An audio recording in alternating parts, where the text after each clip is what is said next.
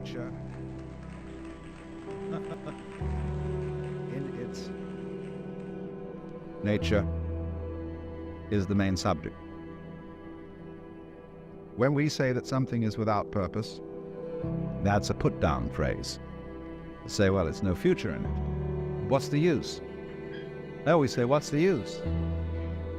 And we need very much to realize that that question reflects our insanity. What's the future in it? What's the use? The joy for the Taoist is that things have no use, and the future is not important. Now you can exaggerate this, and Zhuangzi does in a very humorous way, by describing the ideal useless man. He's a hunchback, and he's so deformed that his chin rests on his navel, and so on.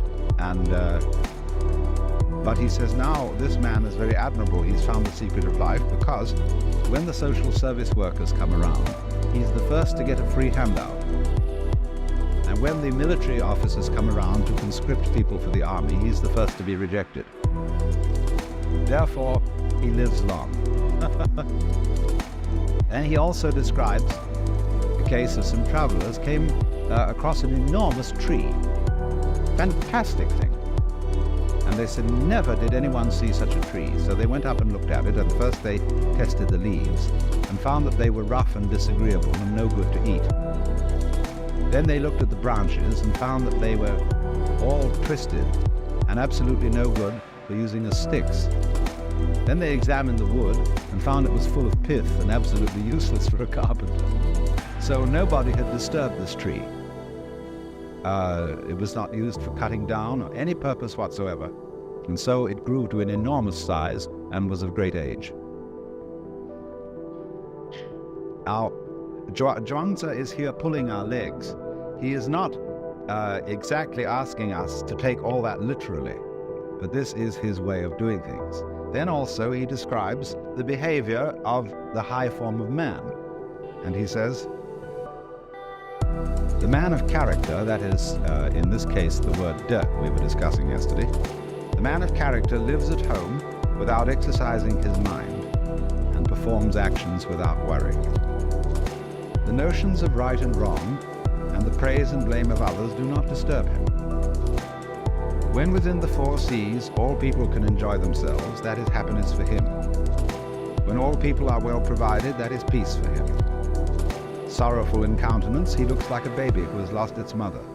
Appearing stupid, he goes about like one who has lost his way. He has plenty of money to spend and does not know where it comes from. He drinks and eats just enough and does not know where the food comes from. This is the demeanor of the man of character. Then by contrast, the hypocrites are those people who regard as good whatever the world acclaims as good, and regard as right whatever the world acclaims as right. When you tell them that they are men of Tao, then their countenances change with satisfaction. When you call them hypocrites, then they look displeased. All their lives they call themselves men of Tao, and all their lives they remain hypocrites. They know how to give a good speech, tell appropriate anecdotes in order to attract the crowd. But from the very beginning to the very end, they do not know what it's all about. They put on the proper garb and dress in the proper colors and put on a decorous appearance in order to make themselves popular, but refuse to admit that they're hypocrites. So on. But this explanation of the man who is stupid in countenance and appearance and is wandering about as if he had lost his way and doesn't know anything, of course, is based on the text in Lao Tzu where he says, the people of the world are merrymaking as if partaking of the sacrificial feasts, as if mounting the terrace in spring. I alone am mild, like one unemployed, like a newborn babe that cannot yet smile, unattached like one without a home. The people of the world have enough and to spare, but I am like one left out. My heart must be that of a fool, being muddled, nebulous. The vulgar are knowing, luminous. I alone am dull, confused. The vulgar are clever, self-assured. I alone depressed.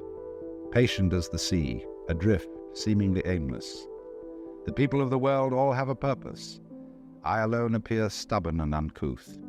I alone differ from the other people, and value drawing sustenance from the mother. Capital M, that's Mother Nature.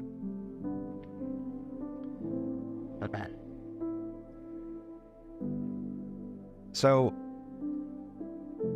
there is about, you see, the character of the Taoist sage as depicted by Zhuangzi, something of the fool.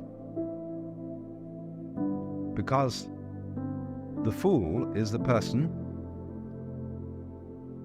who doesn't know enough to come in out of the rain, who doesn't compete. Everybody else gets before him to the prizes, the material prizes of life, and even to the spiritual prizes. The fool is, you see, the person who isn't going anywhere. He sits by the road and goes... The fool is like a Mongolian idiot child who isn't interested in survival, who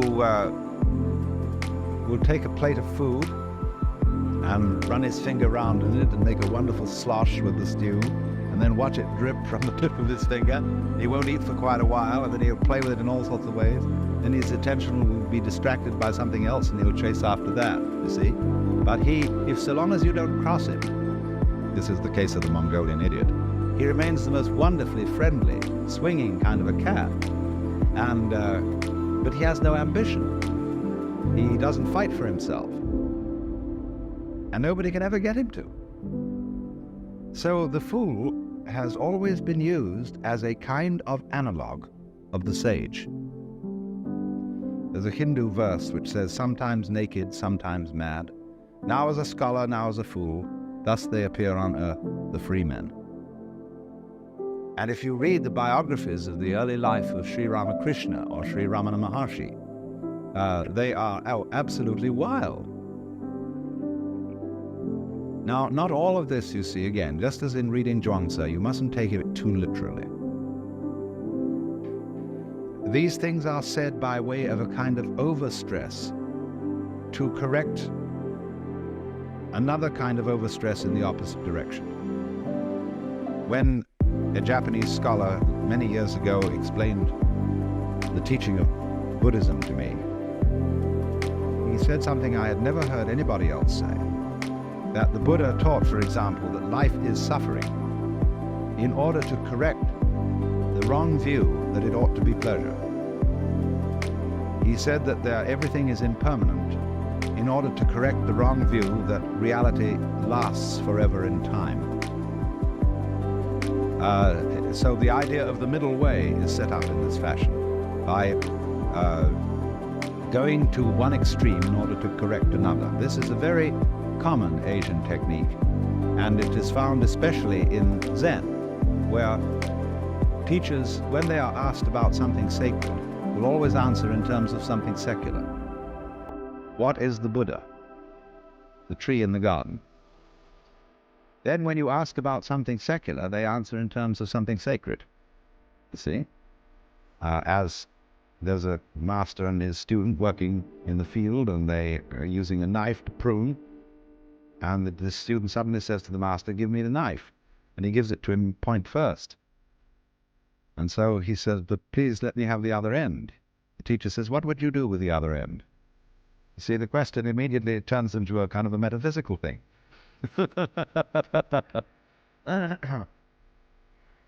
So this play back and forth between the extremes, as its interior design, the awakening of the mind to polarity that I was talking to you about yesterday, this thing of mutual arising. Zhuangzi tells a story about this. It says that certain people with monkeys said with regard to their rations of nuts that each monkey should have 2 in the morning and 4 at night. But at this the monkeys were very angry, so the keeper said they might have 4 in the morning and 3 at night, with which arrangement they were all well pleased. Now the number of nuts was the same, he goes on to say, that there was an adaptation to the likes and dislikes of those concerned. This, then, it says, is the way of conduct of the sage. But basically, Zhuangzi's philosophy is a philosophy of relativity. He makes a great deal of the point that there is no absolute standard of great or small, of important or unimportant. There is a story, for example, of a sort of enfant terrible at a banquet. The speeches are being made after dinner. And somebody gets up and says that the human being is the highest of all creatures, that the whole world serves humanity. And there's a lot of pompous nonsense.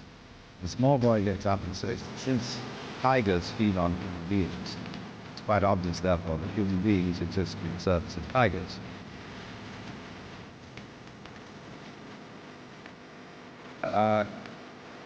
But Zhuangzi,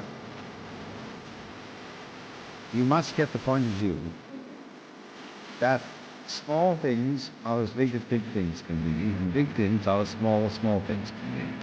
Everything can be looked at as great or small, important and unimportant, in all the steps between.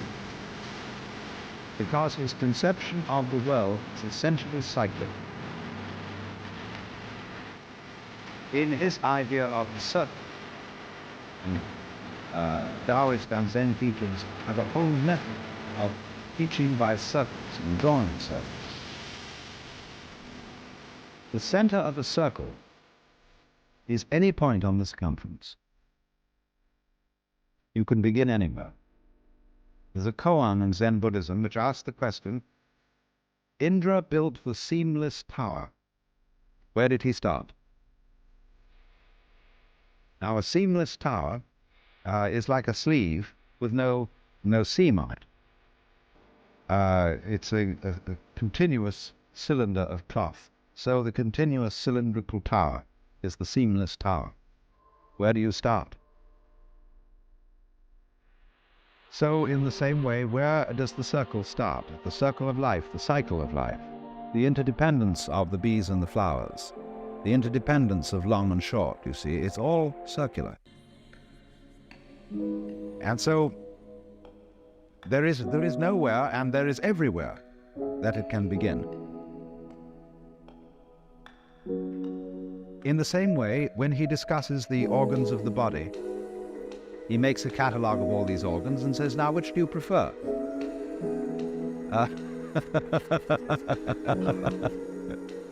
He says, which one comes first and which one follows? Which one rules and which ones are servants? He said, it seems that there may be a governor in all this, but nobody could ever find it. This is a very strange passage in Zhuangzi, which I've seen translated in many different ways. There is an absolutely absurd translation of Zhuangzi on the market now, published in mentor books by a professor of Chinese at Harvard. And it is absolutely ridiculous. The whole thing is made by a man who is, I'm sure, an ex-missionary, and keeps talking about God. Well, there is no expression in Zhuangzi for God. There is this expression, Tianran, which has almost the same meaning as Ziran, spontaneity of itself so. This means something is so through the power of heaven. Now heaven, Tian, means simply the universe. As you look out from Earth, which is, as it were, the center or the base, everything else, the whole expanse of the cosmos, is Tian, heaven. And there is no connection in the idea of heaven with some sort of personal ruler of the universe. So the notion of God, you see, as we understand it, is really very foreign indeed to Taoist thought. And when you see somebody translating this as God, it gives a very wrong impression of this teaching. For example, there is a passage in which Shun asked Zheng, saying, "Can one get the Tao so as to have it for one's own?" And the sage answers, "Your body is not your own. It is the delegated image of Chen." And, missionaries translate God, because they read in the Bible, man is made in the image of God. Your life is not your own. It is the delegated adaptability of heaven. Your offspring are not your own. They are the delegated seeds of heaven. You move, you know not how. You are at rest, you know not why. These are the operations of the ways of Tao. So how could you get Tao so as to have it for your own? Similarly, there's a passage which says, "When a drunk man falls out of a cart, though he may suffer, he does not die. Because his spirit is in a condition of security, he does not suffer from contact with objective existences. If such security may be got from wine, how much more from Qian Ran, from being in accord with the spontaneous rhythm of the universe." That's really what it means. But in the anxiety of missionaries, and missionaries have been, you see, the great Western, they've been the foundation of Chinese scholarship in the West. Translate the scriptures into Chinese. They studied Chinese. They were the first people to study Chinese. And they have constantly, therefore, had an interest in slipping Chinese Christian ideas into Chinese classics, just in the same way as when you read Monia Williams' Sanskrit dictionary, which is a Vedic dictionary for Sanskrit study for centuries. It's all made up with a missionary bias. But this notion, you see, of God in the sense of the personal ruler of the world is totally foreign to Chinese thought. There isn't even an idea in Chinese thought of the law of nature as we have it. See, the motions of the body, the harmony of the organism, is not what it is in obedience to a law.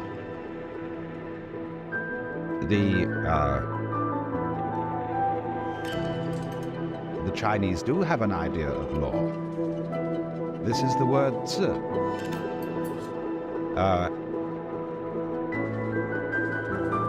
This is an interesting character, nowadays written this way,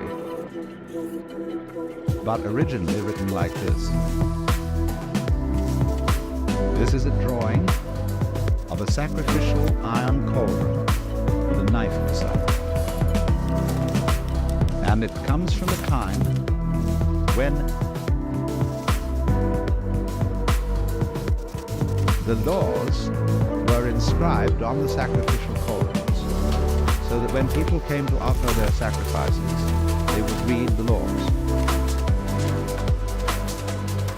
Certain sages objected to this and said that if the people know what the laws are in the fixed terms of writing, they will develop a litigious spirit. That is to say, they'll start haggling about what it really says. And as you know, that is the principal occupation of lawyers. Now they said that the thing is that you mustn't write it down like that. And so the Tao is described as Wuzi. We would translate literally lawless. But it means, of course, transcending this kind of law, which is specific law. Positive law, I think, is the correct legal term. So there is no notion in the Taoist philosophy, or one might almost say in Chinese philosophy as a whole, for this certainly includes Confucianism, no notion whatsoever of the world as responding to a boss. So the body, in other words, does not have in it a ruling organ. Its order is consequence of, or the operation of, every part of it existing together simultaneously, arising mutually. There's no governor.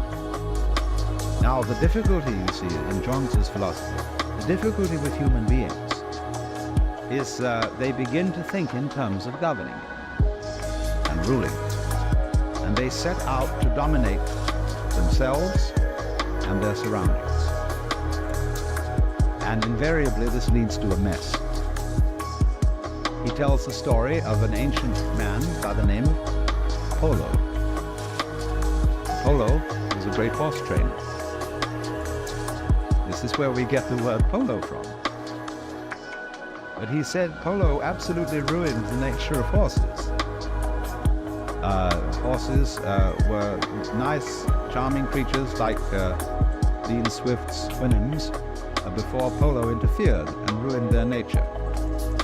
Then he says in other places, a good carpenter doesn't need a square or a compass. He works without it. And this is fantastically true of Japanese carpenters. You should see, one of the fascinating things in going to Japan is these old-style carpenters working from the roughest architectural plans you could imagine, and with the strangest instruments, but they have an uncanny knack of fitting things by feel and by eye. A great story is told of a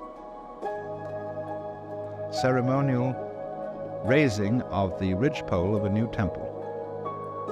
And it was being done by a certain guild of carpenters, and there was a rival guild in town which had not got the contract. And they were very sore about it, so during the night, one of the members of the rival guild came, and he chopped off 6 feet or so of the ridgepole. And so when the master craftsman came in the morning and all the priests had arrived for the ceremony of raising the roof beam, he looked at it and said, somebody has interfered with this. It must be our enemy guild. They've cut off 6 feet of the roof beam. Anyway, he said, never mind, I will put it right. And he took his hammer and ceremonially struck the beam and said, raise it. And it was raised and it fitted exactly. So, the story is, of course, that the master carpenter knew that this would happen, and he made the beam too long.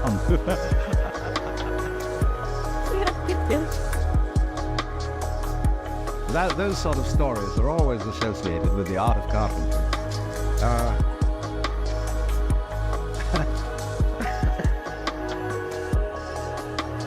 He needs no square, you see, because his sense of skill that is in his organism, in his nerves, in his senses, is much more subtle than anything that could be made with instruments.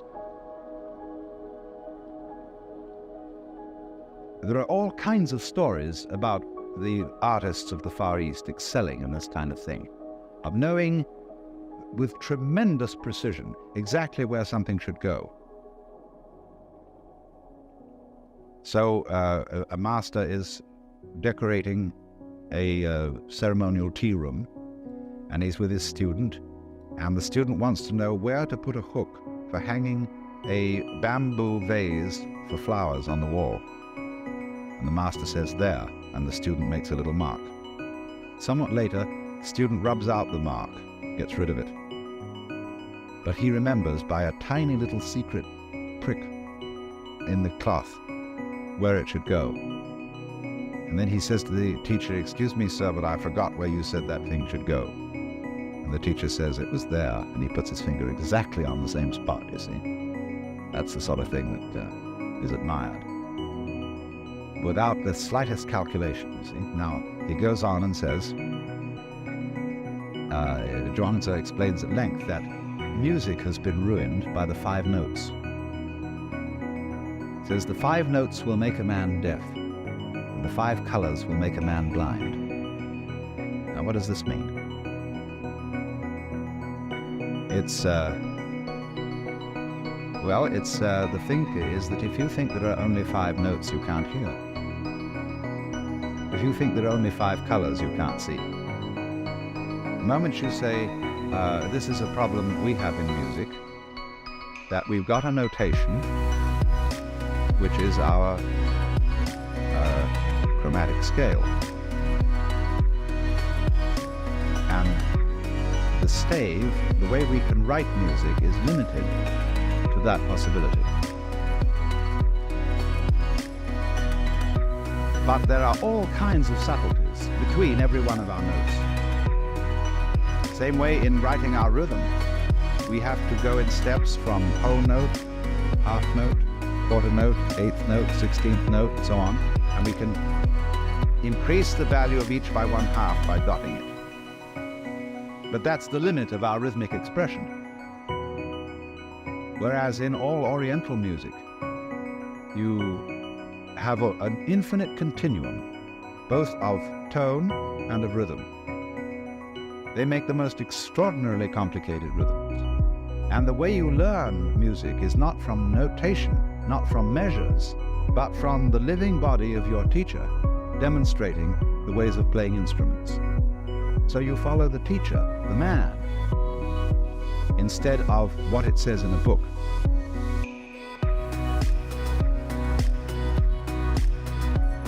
So the whole principle then is one of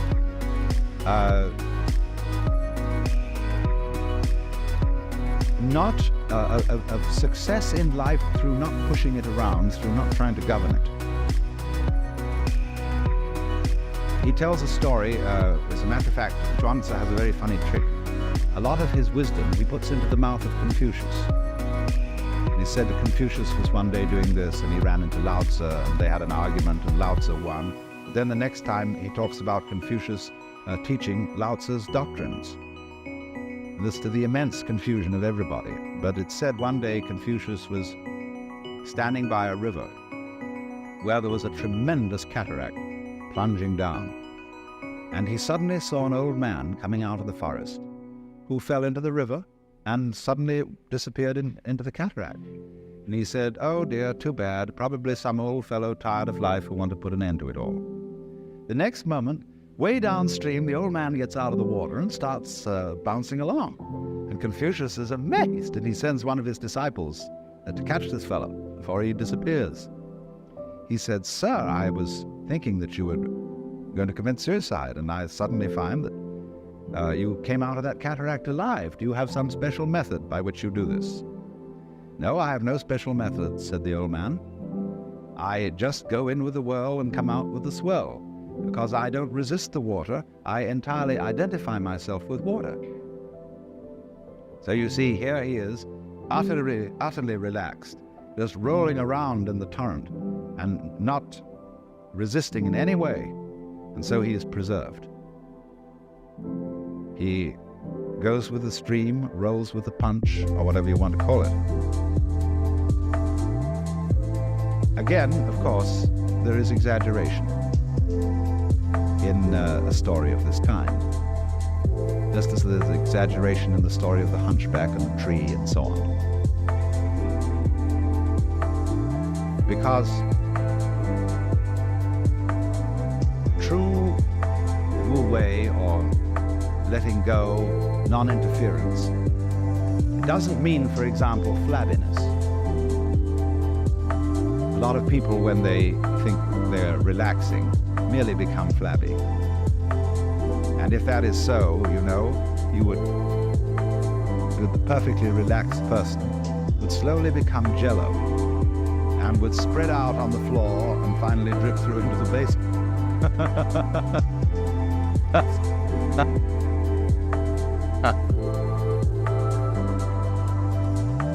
Relaxation, you see, is simply something that happens when there's too much yang in you, too much of the positive. You need to balance off with the yin. And the trouble is that human beings, in their anxiety to control things, exhibit too much yang, too much aggressiveness, too much of the male principle. They need the balance of the female. And so all these exaggerations in the direction of let things go, let things happen, don't interfere, are stressing the yin point of view to compensate for the excess of yang. And furthermore, the difficulty always comes. I remember reading a book called You Must Relax.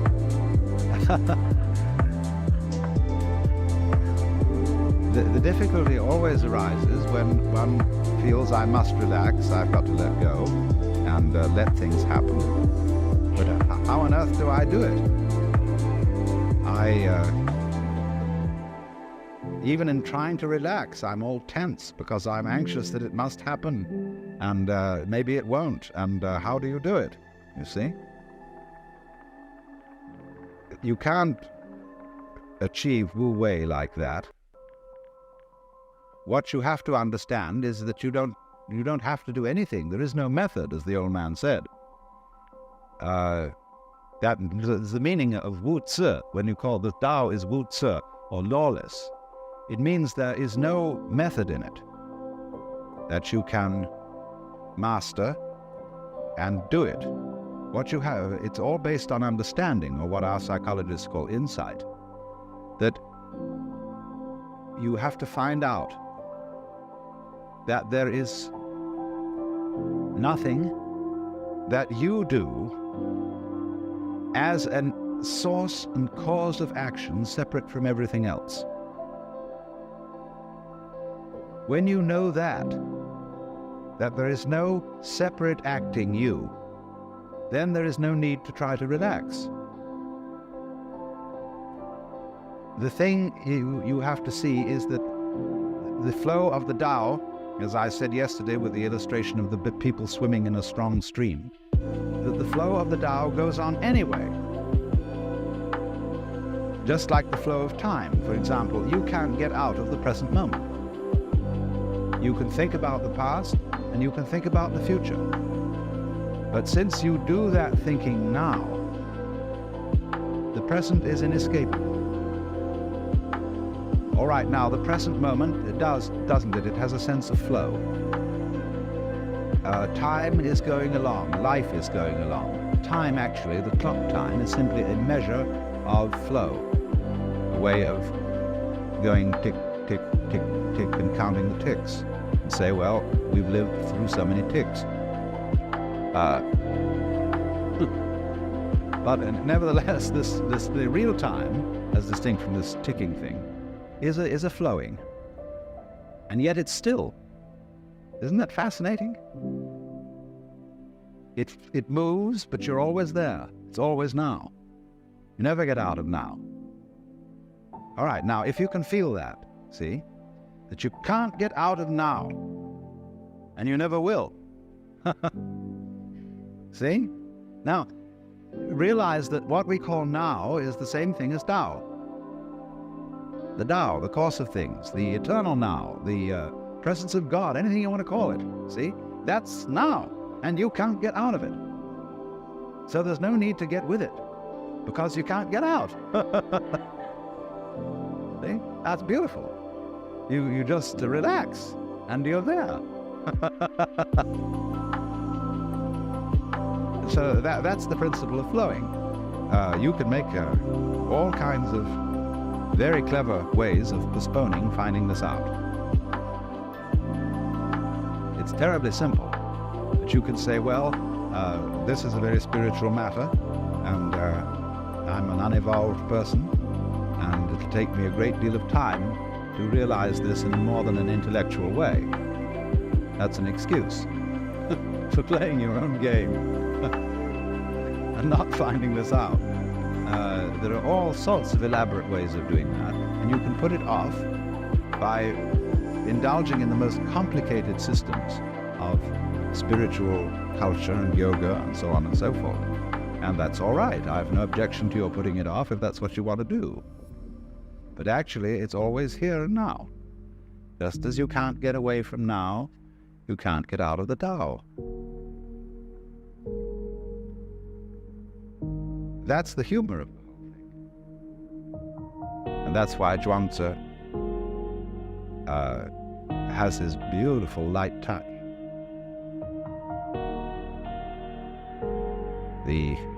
He says, the heron is white without a daily bath. The crow is black without being painted in ink.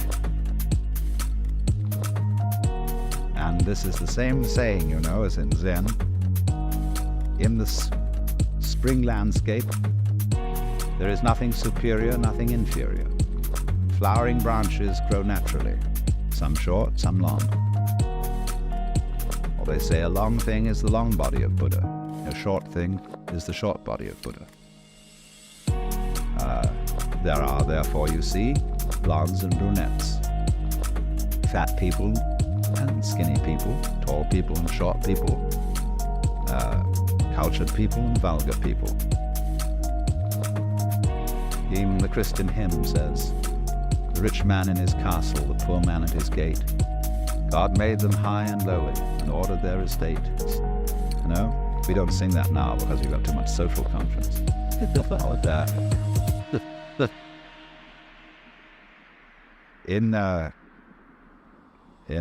I think I probably read this passage yesterday. Maybe I didn't. But Chillstep has this to say about it.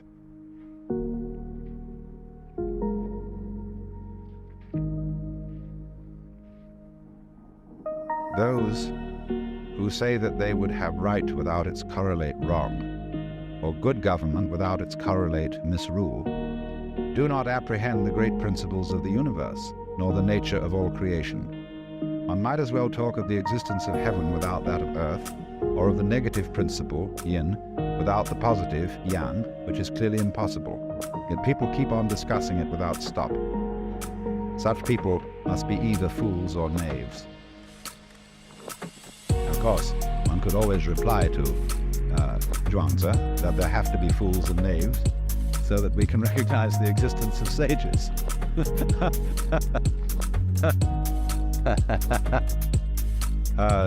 Okay.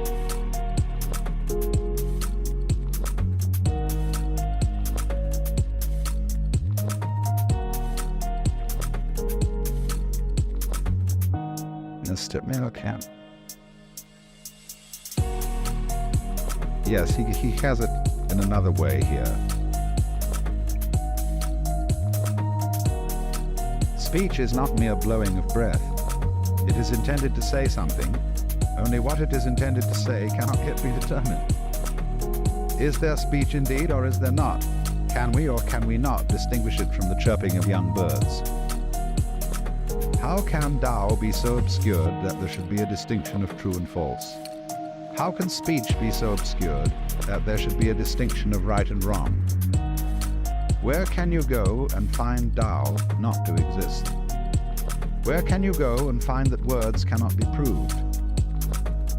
The Tao is obscured by our inadequate understanding, and words are obscured by flowery expressions. Hence the affirmations and denials of the Confucian and the Mozian schools, each denying what the other affirms and affirming what the other denies. Each denying what the other affirms and affirming what the other denies brings us only confusion. There is nothing which is not this. There is nothing which is not that. What cannot be seen by that, the other person, can be known by myself. Hence I say, this emanates from that also derives from this. This is the theory of the interdependence of this and that. Nevertheless, life arises from death and vice versa. Possibility arises from impossibility and vice versa. Affirmation is based upon denial and vice versa. Which being the case, the true sage rejects all distinctions and takes his refuge in heaven. That's in the universe. For one may base it on this, yet this is also that, and that is also this. This also has its right and wrong, and that has its right and wrong. Does then the distinction between this and that really exist or not? When this, the subjective, and that, the objective, are both without their correlates, that is the very axis of Tao. And when that axis passes through the center at which all infinities converge, affirmations and denials alike blend into the infinite one. Hence it is said that there is nothing like using the light. See, the axis of the opposites is the perception of their polarity.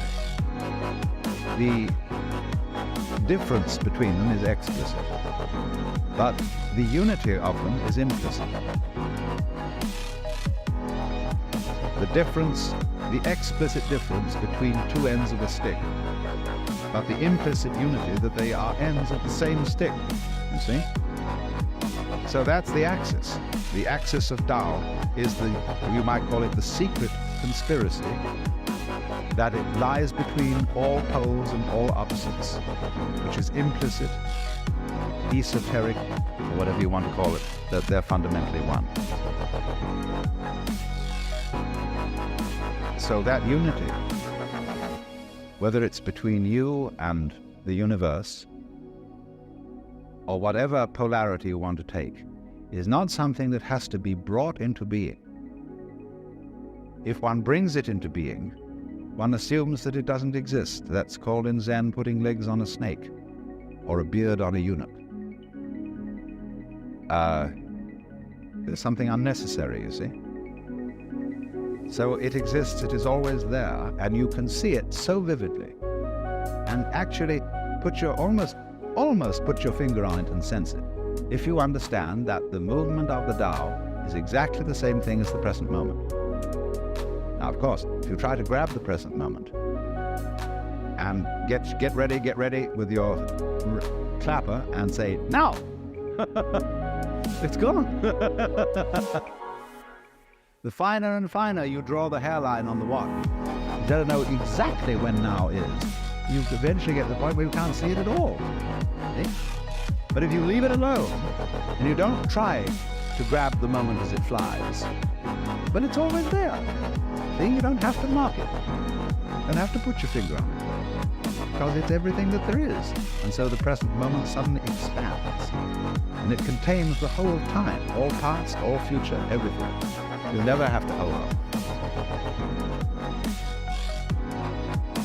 It is believed generally in India that when a person sets out on the way of liberation, his first problem is to become free from his past karma.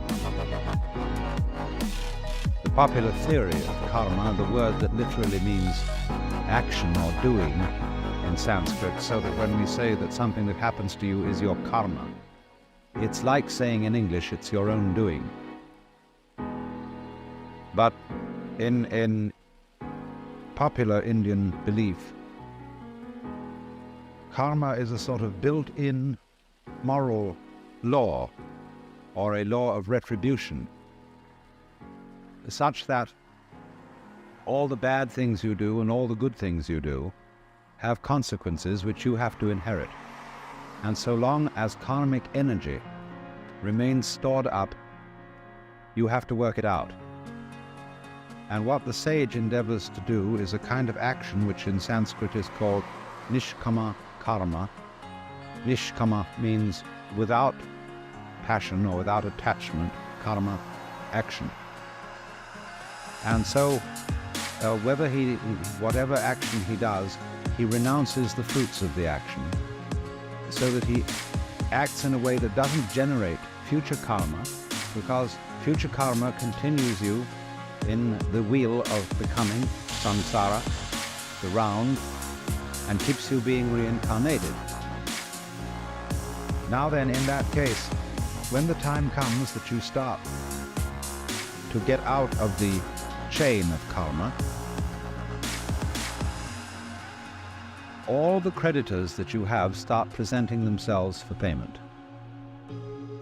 In other words, a person who begins, say, to study yoga is felt that he will suddenly get sick, or that his children will die, or that he'll lose his money, or all sorts of catastrophes will occur, because the karmic debt is being cleared up.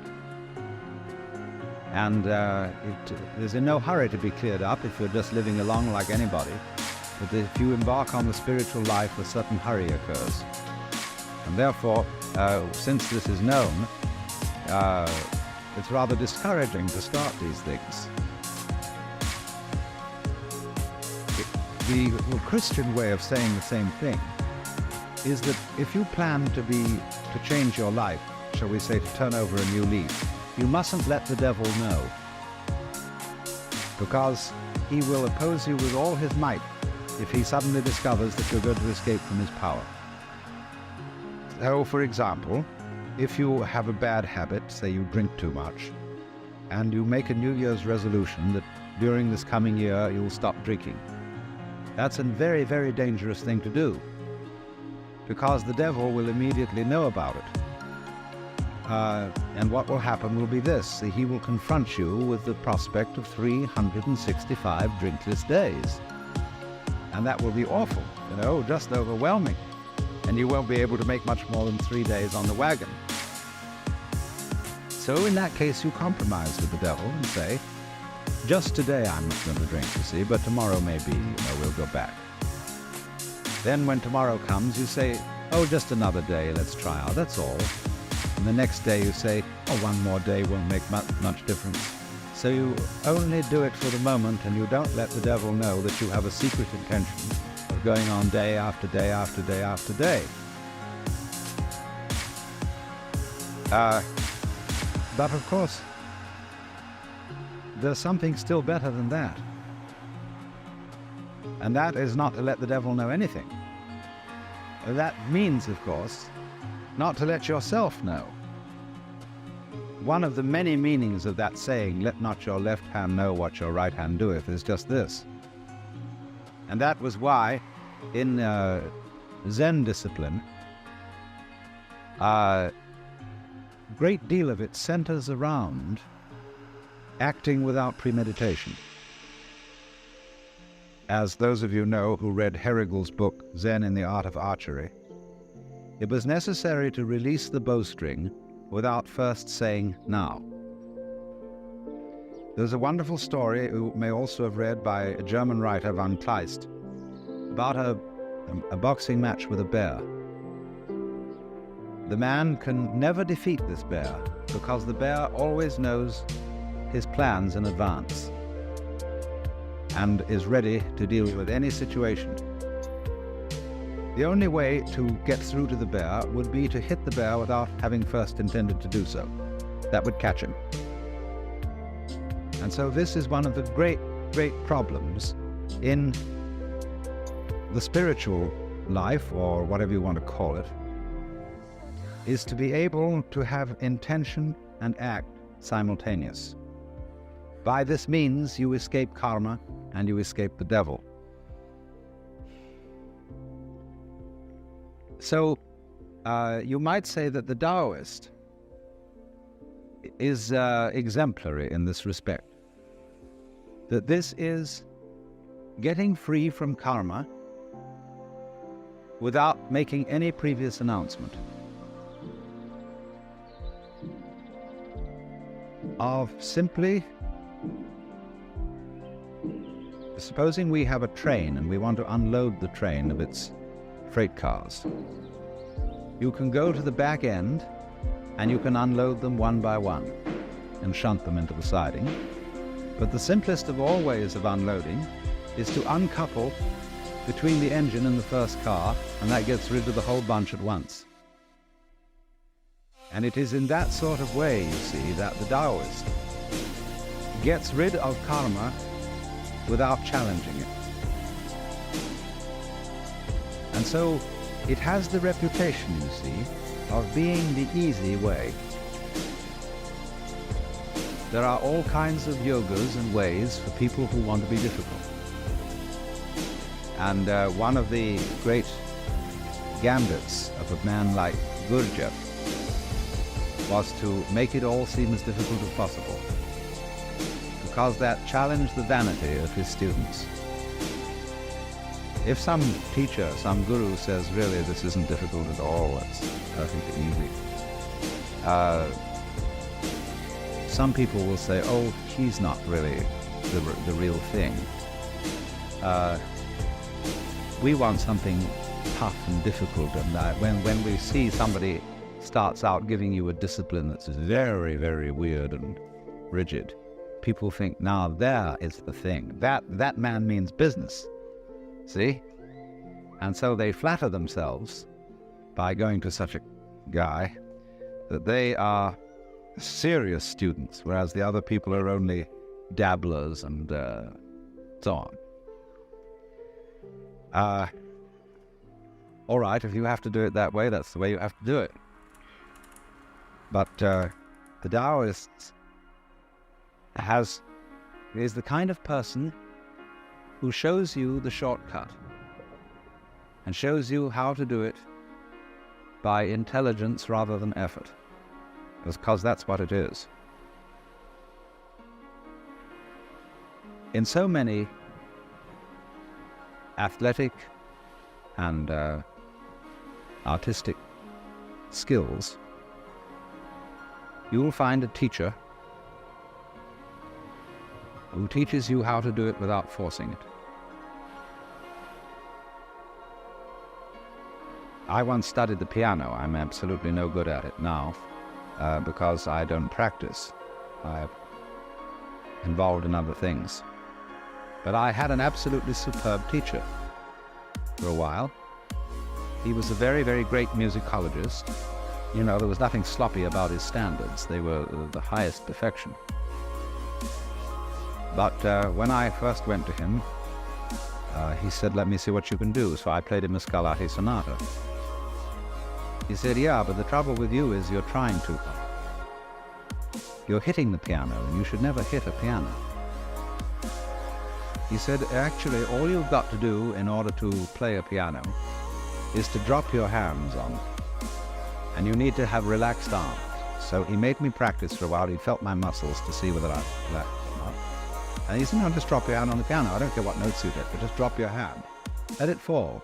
So there's enough energy in the weight of your arm to play as loud as you will, or as soft as you will. But just let it drop. He said, that's all you have to do. Drop your hands. He kept feeling my arms. He said, no, you're getting too tense. You must pretend you are Lao Tzu. And he was a very educated man. He knew about these things. And then he said, now, after dropping your hands, all you've got to do is to hit the right notes. And he said, you know, the same thing is involved in making a very complex trill. And he demonstrated. He just dropped his hand on the piano, and at the same time his fingers went float like that. And there was this magnificent ornamentation. Then we went on, we practiced this for some time. He said, now let's get around to hitting the right notes. And he found immediately I had a block on reading music. Because when I was a small boy and studied piano at the age of roughly 8, I had a pestiferous teacher who was a mistress in this private school I went to in England. And she used to sit beside you and hit your fingers with a pencil every time you made a wrong note. Gregory Bateson, I think, was taught piano as a child in such a way. And he has a total block on reading music. Really, he's got a brilliant mind, you know. He's a mathematician and great anthropologist, ethnologist, and so on. But he has a total block to reading music. And so this man had to teach me to overcome my block. And he said, now, first of all, feel perfectly free to make mistakes. Everybody's going to make some mistakes, and it doesn't matter if you make a mistake. And if you do make a mistake, don't go back and do it over again, but just go on. So play as slowly as you like, don't hurry, just so long as you keep the relative rhythm, the relative values of the thing. Go slow and take it easy. Another thing is not to pay so much attention to the notes, but to the distances or intervals between them, because that is the significant jump. And this sort of overcomes too the difficulty of key signatures, where we started out learning music with this weird system that the lines on the stave really represent the major scale of C, and that therefore when you put a key signature at the beginning, you remember that every time supposing you're playing in F, every time you hit B, it should be B flat. Well, that's an extremely tedious way of learning music, and you just have to think in different keys. That's the only way to adjust to it.